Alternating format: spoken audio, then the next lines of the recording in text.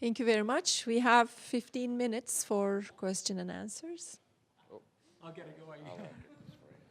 Just, well, actually, if somebody from IBM can answer this, because this is one aspect of it, because we're talking about getting students involved in real-world experience and training from the co-op angle and so on. And there was also the Collaborative Innovation Center that IBM has. So I was wondering if who from IBM, for the students that are involved in projects there, is that through like work terms, as interns, are they paid employees? Is it unpaid as part of their studies? Anybody speak to that one?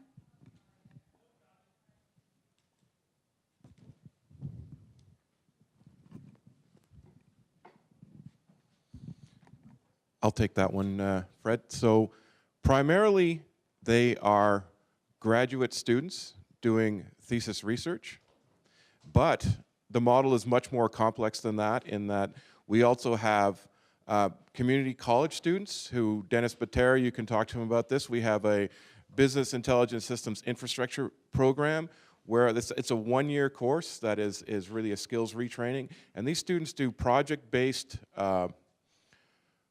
projects. I mean, now I've used project and project, so you can't tell whether I'm Canadian or not. And work with real clients, and then often go upon graduation to continue their work there. And the things they do are really, they're producing configuration files for, predictive analytics tools like SPSS, and then the client starts using that, and they think, wow, I can do more with this. And it's a grassroots element that brings everything along. But we also, I think the biggest challenge with this Collaborative Innovation Center concept is just that people think they're already doing it because they already have co-op programs, they already have PhD students, they already work with industry, it's all been done, no need to even pay attention to it. But it's when you put all these things together and you're deliberate about those connections that it makes all the difference. What's the time frame of those? Can it variable time frame then? Yes, so some of the things are 1 year, things can be 3 years or more. Okay, so Yeah.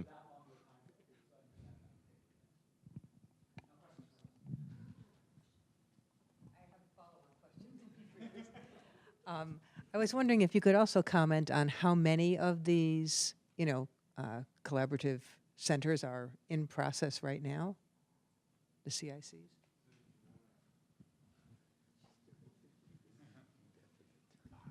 I don't think I can really give an answer. There's there's just lots going on in different stages.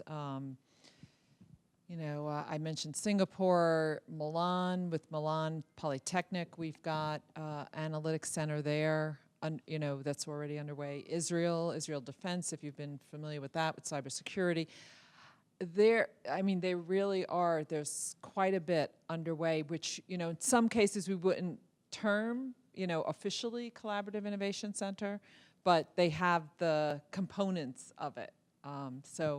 Yeah, and in fact, one of the things that I struggle with my function, Global University Programs, is there's a lot going on that I don't even know about yet, right? Until they reach a certain level where maybe they need some investment, or where then folks will come to me in my organization. So quite a bit. I know even more. There's more underway even in Canada. Yeah. Super quick tag in.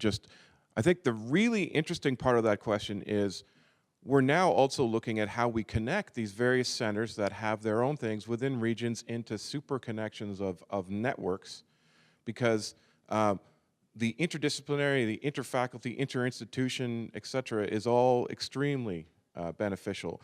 And like I think almost nothing else, analytics is so broadly applicable that it's possible for every institution in the world to have its own specialty in it and its own area of focus that involves some particular industry or some particular, and aren't even to go on. So we can all work together, and we're not in fact actually competing. We're building out this giant blue ocean of opportunity.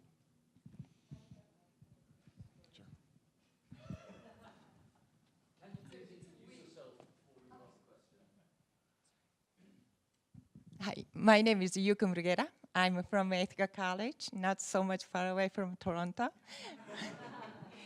My question is actually following that Mr. Wang's presentation.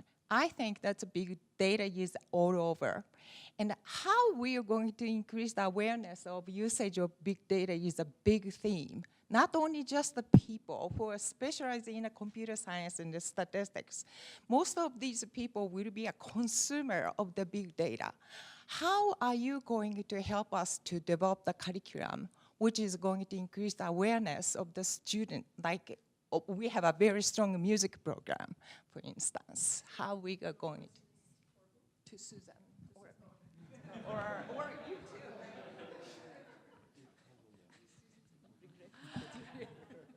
Well, you know, frankly, we don't develop the programs. I mean, IBM really isn't in that business per se, other than to collaborate really with universities on that. So where, you know, for example, even some of the analytics work that we've been doing with universities around curriculum, it really is very dependent on the university faculty doing that work. And in some cases, we will bring some of the assets that we do have internally. For example, something that we're doing in the Middle East and Africa is we've pulled together course content that we use to train our own architects, our own employees. So typically client-facing architects around topics of big data analytics, cybersecurity, cloud, and we're putting those into tracks that we're offering to universities right now in Middle East and Africa. We'd like to do this more broadly than just that geography.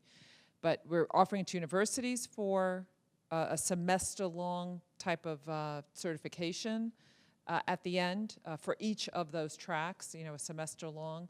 And we're also coming up with shorter versions to be available for business partners and basically professionals to take as well to supplement their training. So I don't know if that answered your question. I mean, yeah, you want to add to that? Tagging in again. So also, as I mentioned in my presentation, this concept of the knowledge exchange that'll allow us to work together on, you know, connecting IBM assets, adapting them more to connect directly to curriculum. But a more interesting specific answer, for example, in Ottawa, we partnered with high schools looking at one of their courses that's rather deficient, which is the careers and civics program. So it tends not to be as interesting for students as it could be, and you can see how naturally analytics would apply in there. And where we actually put it is helping them to understand drivers and outcomes, and for example, how they can manage things that they would like to improve. And it teaches them all the things. For example, if they want to improve their marks, they shouldn't just be tracking their marks, they should be tracking the drivers of marks, like are they getting sleep, are they studying, you know, et cetera, and so on. And through those kinds of examples, they begin to see that they can also use analytics to figure out where they want to go in their career, and it may be an important part of their career. And we developed this by basically hiring some high school students for the summer to work on it. They were the ones who came up with the idea of where the problem really, where the most impact could be found in the curriculum. And I think that's, you know, a really important tool is to reach out to high schools and to figure out where these students see that they're missing things in their education that just isn't interesting. And analytics can make many things so much more interesting. And a perfect example of that is Ruth Krohansel's presentation from last year with Oceans of Data. Not to dismiss the presentation this year from Oceans of Data, but last year's presentation certainly showed how following the lives of individual seals and sharks can really be quite exciting when you then aggregate that up and ask all kinds of fantastic questions. So, thanks. I'll let the panel to respond. I think you would like to respond.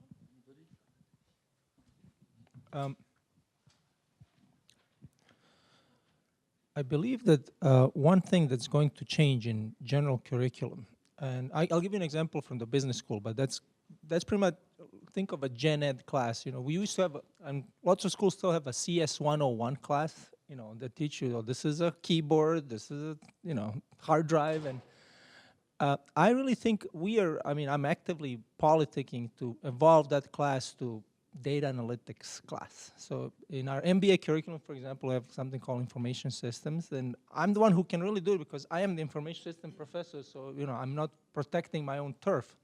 So we will slowly evolve the class in Intro to Information Systems to Intro to Analytics. And for example, for the business school students, you can use something like Excel to introduce them to almost every aspect of analytics, from data wrangling to data governance to analytics using pivot tables. So in a sense, you can in different aspects of different majors do that. And when you say in the music, I have a freshman, he's a music major at Crane, so, you know, God bless him.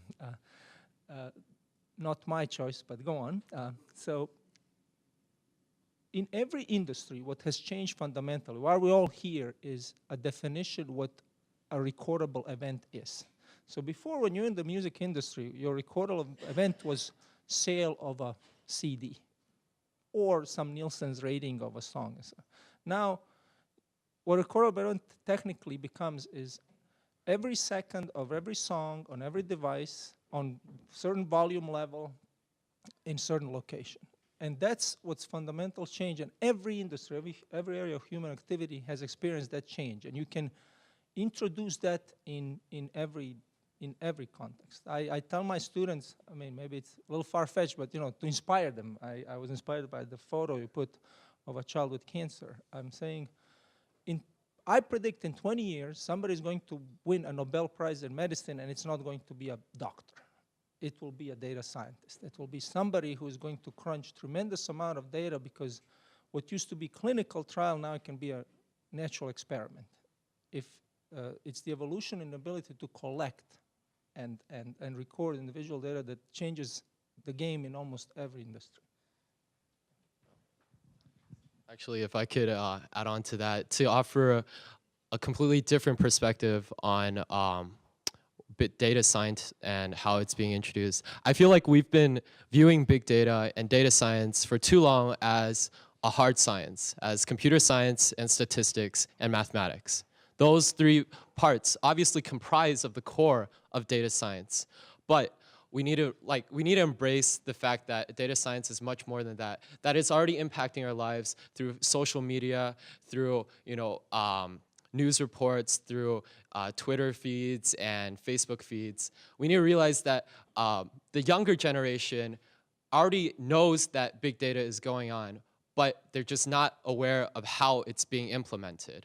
And if we can reach and answer that how, then we will see an increase of student population, the increase that all the universities here want in their university program, that would feed directly into the job market, into the companies that so desire these data scientists. And so right now, I believe that the younger generation really need to be inspired and find their own passion in this, what can be viewed as a very boring subject to some. So with that, I think we're able to implement a radical change that will be able to surpass the needs of what we want. Excellent point. I'd like to build on William's last statement. I think, and not to be too much of a commercial, but IBM has recently announced Watson Analytics, which is a powerful cognitive tool that can make the power of a data scientist available to any user. So that by using that tool and supplementing the cognitive and machine language interface and all of the power behind it, a lay person, a student, a business user could actually start getting